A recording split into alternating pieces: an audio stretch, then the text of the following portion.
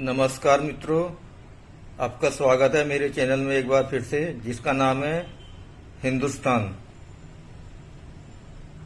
मित्रों, मैं आपको एक ऐसी आज बात बताने जा रहा हूं जिसके बारे में कभी हम सोचते नहीं हैं, जिसका विषय है आज का गुलामी। तो मित्रों, सारी चीजें आपको बुक में नहीं मिलती, कभी कभी हमें अपनी बुद्धि से या दिमाग से भी सोचना पड़ता है। इसी तरफ मैंने अपना दिमाग लगाते हुए गुलामी की तरफ ध्यान दिया और मैंने पाया कि केवल शारीरिक गुलामी नहीं होती है, इसके अलावा भी अन्य तरह की गुलामी होती है। तो मैंने पाया कि गुलामी 4 तरह की गुलामी होती है। नंबर 1 शारीरिक गुलामी, नंबर 2 आर्थिक गुलामी, नंबर 3 भाषा की गुलामी, नंबर 4 मानसिक गुलामी। तो मित्रों, मैं ये चाहूंगा कि इससे पहले कि मैं इस टॉपिक पे बोलना शुरू करूं, आप मेरे चैनल को जिन्होंने अभी तक सब्सक्राइब नहीं किया है, कृपया करके आप मेरे चैनल को सब्सक्राइब कर दीजिए और हाँ, बेल आइकॉन को प्रेस करना न भूलें। तो मैं मित्रों अब आता हूं अपने टाइटल पर, जो कि जिसका मैंने शीर्षक रखा है गुलामी। तो जैसा कि मैंने आपको बताया कि 4 तरह की गुलामी होती है: शारीरिक गुलामी, आर्थिक गुलामी, मानसिक गुलामी और भाषा की गुलामी। तो मित्रों, मैं आपकी जानकारी के लिए बताना चाहूंगा कि शारीरिक गुलामी से तो हमें काफी संघर्ष के बाद, लगभग 1000 साल के संघर्ष के बाद हमको आजादी मिल गई थी 1947 में। इसके बाद में दूसरे नंबर पे गुलामी आती है आर्थिक गुलामी। आर्थिक गुलामी वो होती है कि जब हम किसी से कर्ज ले लेते हैं तो हम उसकी शर्तों में बंध जाते हैं, और जब हम उसकी शर्तों में बंध जाते हैं तो उस समय पर उसका हम लोन या कर्ज न चुकाने के कारण समय समय पर हम उसकी अनुचित शर्तों को मानते रहते हैं।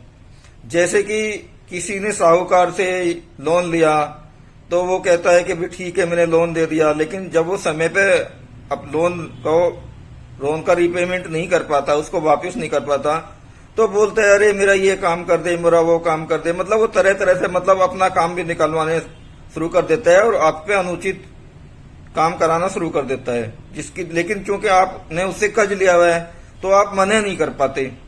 यही स्थिति आज अंतर्राष्ट्रीय समुदाय की है। जैसे कि भारत ने अंतर्राष्ट्रीय समुदाय जैसे विश्व बैंक है, अंतर्राष्ट्रीय मुद्रा कोष है, एशियाई विकास बैंक से, तमाम संस्थाओं से लोन लिया हुआ है। तो जब हमने लोन लिया हुआ है तो हमें उन संस्थाओं की कुछ शर्तें भी माननी पड़ती हैं, जिसकी परिणति है किसान आंदोलन। जो कि क्योंकि किसान आंदोलन क्यों है? किसान आंदोलन इसीलिए है क्योंकि हमने विश्व व्यापार संगठन के समझौते पे हस्ताक्षर किए हुए हैं और किसान कानूनों में विश्व व्यापार संगठन की कुछ शर्तें हैं। मेरे को ऐसा लगता है कि उसी के आधार पर किसान आंदोलन चल रहा है और उसी आधार पर किसान बिल पारित किए गए हैं। तो ये दोस्त मित्रों, ये होता हुई शारीरिक गुलामी की बात हो गई, आर्थिक गुलामी की बात हो गई। तीसरे नंबर पे आती है भाषा की गुलामी।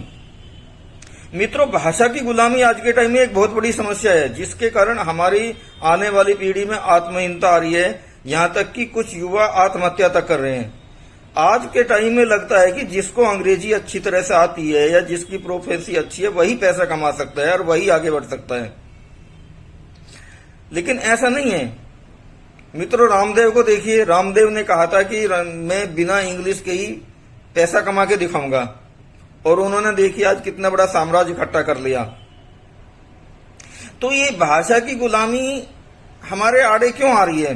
ये भाषा की गुलामी हमारे इसलिए आ रही है क्योंकि हम लोगों ने अपने आप को आत्महीन समझ लिया है। कैसे? कि जैसे किसी समूह में 4 आदमी आपस में इंग्लिश में बात कर रहे हो और 5वां व्यक्ति वहां पर मौजूद हो या वो अचानक से आ जाए और उनको वो इंग्लिश में बात करता हुआ देखे, तो वो सोचता अरे ये तो इंग्लिश में बात कर रहे हैं, ये तो बहुत बड़े ज्ञानी है, मेरे को तो कुछ आता ही नहीं है, अरे या मैं तो ना समझ हूं, मैं तो अनपढ़ गंवार हूं, या समझता है कि यार मैं तो कुछ कर ही नहीं सकता। तो जब ये चीजें व्यक्ति के अंदर में आ जाती हैं तो फिर वो कुछ नहीं कर सकता, क्योंकि हमारे यहाँ समाज में पुरानी कहावत है कि जो अपनी नजरों में गिर गया वो कभी नहीं उठा। मतलब मेरा कहने का मतलब ये है कि जो व्यक्ति अपनी नजरों में गिर जाता है, स्वयं की नजरों में, वो कभी नहीं उठ सकता और ना ही उसको कोई उठा सकता। तो आजकल क्या है कि अंग्रेजी को ही ज्ञान का पैमाना माना जाता है। अब किसी को भी देखिए, जो भी इंग्लिश आती है वही व्यक्ति ज्ञानी है, वही पंडित है, जबकि ऐसा नहीं है। मेरा कहने का मतलब ये है कि हर भाषा का अपना एक सम्मान है। ऑफिशियल के तौर पर अंग्रेजी भाषा सही है, मैं भी इस्तेमाल करता हूँ, आप भी करते हो, लेकिन ऐसा नहीं है कि हमारी अपनी कोई भाषा नहीं है। मेरा कहने का मतलब एक बार फिर यह है कि यदि आप कोई मौलिक रिसर्च या अनुसंधान करना चाहें तो आप वो अपनी भाषा में ही कर सकते हैं। उदाहरण के लिए यदि आपको मुंशी प्रेमचंद को जानना है, उनके बारे में कुछ जानकारी लेनी है, तो आपको हिंदी पढ़नी पड़ेगी। यदि उदाहरण के लिए आपको वेद के मूल में जाना है या हिंदू ग्रंथों के मूल में आपको जाना है, तो उसके लिए आपको संस्कृत पढ़नी पड़ेगी। कैसे? कभी कभी क्या होता है कि भाषा में अर्थ का अनर्थ हो जाता है। उदाहरण के लिए कि जब कृष्ण जी ने पांडवों के लिए कौरवों से या दुर्योधन से 5 गांव मांगे थे, तो उन्होंने 4 गांवों का तो नाम ले दिया था, लेकिन 5वें गांव के लिए उन्होंने कहा था कोंचिद। कोंचिद मतलब कोई एक गांव, मतलब कोई भी एक गांव। लेकिन जब मैक्स मूलर ने हमारे ग्रंथों का या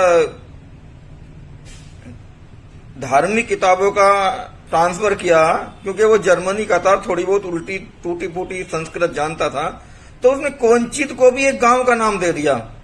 मतलब जैसे कि कोंचित एक गांव हो, जबकि कोंचित का मतलब था कि कोई भी एक गांव। तो इसलिए मित्रों कभी कभी क्या होता है कि भाषा का ट्रांसलेशन करने में अर्थ का अनर्थ हो जाता है। उदाहरण के लिए कि जैसे कि भी लेटेस्ट में आपको उदाहरण बताऊं, पांडिचेरी में राहुल गांधी और पांडिचेरी के मुख्यमंत्री आपस में कुछ वाद विवाद कर रहे थे, मंच में चुनावी रैली थी, तभी वहां एक महिला आई और उसने नारायण स्वामी वहां के मुख्यमंत्री को कुछ कहा। वो मतलब वो शिकायत करने आई थी क्योंकि उसको तूफान में कोई राहत राशि नहीं मिली थी। तो राहुल गांधी ने उनसे पूछा कि भाई ये क्या कह रही है महिला, तो उसमें क्या नारायण स्वामी ने तुरंत कह दिया कि तूफान के समय पे इनको बहुत राहत मिली थी और ये हमारी तारीफ कर रही हैं। तो देखिए, उसने मंच पे ही राहुल गांधी की लैंग्वेज की समझ का फायदा उठाते मंच पे ही सरेआम झूठ बोल दिया, और सरेआम मंच पर झूठ बोलने वाले नारायण स्वामी देश के पहले मुख्यमंत्री बने। तो मित्रों, ये हुई भाषा की गुलामी। नंबर 4 पे आता हूं मैं, जो जिसके लिए मैंने ये वीडियो बनाया है, वो है मुख्य मानसिक गुलामी। मित्रों, ये मानसिक गुलामी बहुत खतरनाक है। मानसिक गुलामी जिसके अंदर आ गई, वो आदमी जीवन में कभी कुछ नहीं कर सकता। और इस मानसिक गुलामी, ये मानसिक रूप से गुलाम बनाने के लिए या तैयार करने के लिए हमको एक सोचा समझा षड्यंत्र रचा गया है, जिसकी शुरुआत लॉर्ड मैकाले ने हमारी गुरुकुल शिक्षा व्यवस्था को नष्ट करके की थी। क्योंकि गुरुकुल शिक्षा व्यवस्था हमारी आत्मा थी और हमारी जीवन शैली का और संस्कृति का एक आधार था।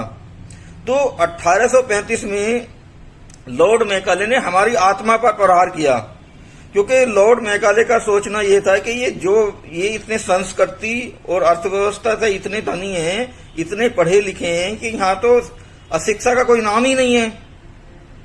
उस समय भी 98% शिक्षा थी यहाँ पे हमारे यहाँ। लेकिन जब से अंग्रेजी शिक्षा व्यवस्था आई है तो हमारा देश अनपढ़ों का देश बन गया है। आज भी हमारी शिक्षा, हमारे यहाँ पे शिक्षित लोग मुश्किल 75 या 80% होंगे।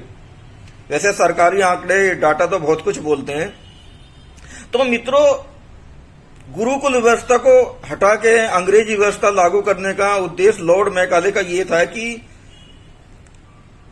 इससे क्या होगा कि एक तो हमको योग्य अफसर मिलेंगे जो हमारे साथ में अच्छा वो कर सकें, कम्युनिकेशन कर सकें, हमारे साथ में बातचीत कर सकें। दूसरा, उसका मेन उद्देश्य ये था कि इस शिक्षा व्यवस्था से जो भी व्यक्ति पढ़ लिख के निकलेगा वो शरीर से तो इंडियन होगा लेकिन दिमाग से अंग्रेज होगा। मतलब कि यानी कि वो काला अंग्रेज होगा। जैसे कि आजकल समाज में, गांव में सुना जाता है कि भाई गोरे अंग्रेज चले गए, ये काले अंग्रेज हमको छोड़ गए। तो उसका कहने का मतलब ये था कि इस शिक्षा व्यवस्था से जो भी व्यक्ति पढ़ के निकलेगा वो शरीर से तो इंडियन होगा लेकिन दिमाग से अंग्रेज होगा, और वो विदेशी चीजों को अच्छी समझेगा और स्वदेशी चीजों को खराब समझेगा। और या इतना ही नहीं, वो अपनी संस्कृति और जड़ों से इतना कट जाएगा कि वो उनको ढोंग, पाखंड या मिथ्य समझेगा, जिसको मूर्त रूप देने के लिए अंग्रेजों ने एक शब्द चलाया, मैथोलॉजी। मैथोलॉजी मतलब कल्पित या मनगढ़ंत, जिसमें उन्होंने हमारे वेद, रामायण, महाभारत को शामिल किया। तो आज के टाइम में क्या होगा कि मानसिक गुलामी सबसे बड़ी चीज है। आज आप देखिए कि एक तरफ जहां पे स्वदेशी कोई ब्रांड हो, कपड़ा हो, और एक तरफ विदेशी ब्रांड हो, तो हम लोग क्या करते हैं कि दौड़ के विदेशी ब्रांड को पकड़ते हैं कि अरे ये ली कॉपर की जीन्स है, ये अच्छी होगी। भले ही फ्लू की स्वदेशी जीन्स उससे अच्छी क्यों ना हो क्वालिटी में और प्राइस में, लेकिन हमको क्या है कि ली कॉपर की 2000 रुपए की जीन्स ही हम पहनेंगे, क्यों? क्योंकि हमारे दिमाग में चढ़ गए है। उदाहरण के लिए एक मैं एक और देना चाहूंगा कि जैसे आजकल बेबी प्रोडक्ट में कंपनी व्यापार करती है, जॉनसन एंड जॉनसन।